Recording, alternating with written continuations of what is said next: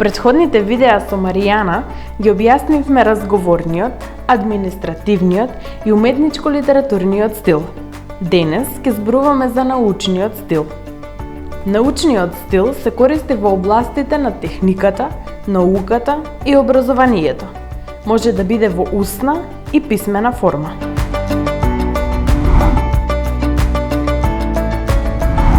Карактеристична е објективноста на изложувањето, логичноста и прецизноста.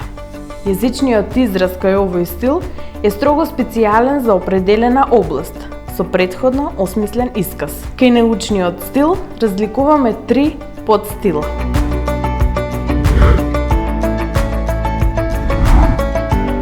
Строго научен подстил се употребува во текстови што ги пишуваат специјалисти, наменети за специјалисти од истата област и се карактеризираат со широка употреба на термини.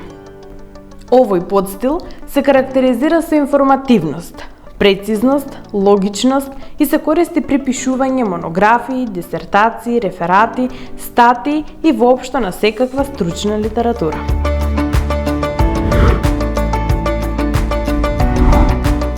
Научно-популарен подстил се употребува од специјалисти за неспецијалисти.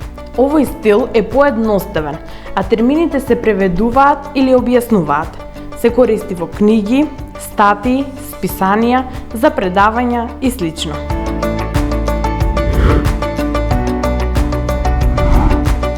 Научно-учебнички подстил се употребува за неспецијалисти кои треба да добијат известни знаења и да станат специјалисти од соодветната област.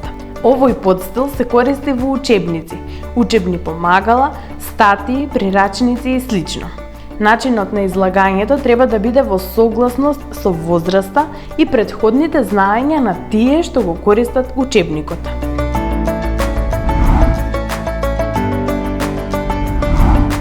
Останува уште еден стил, но за него во некое следно видео.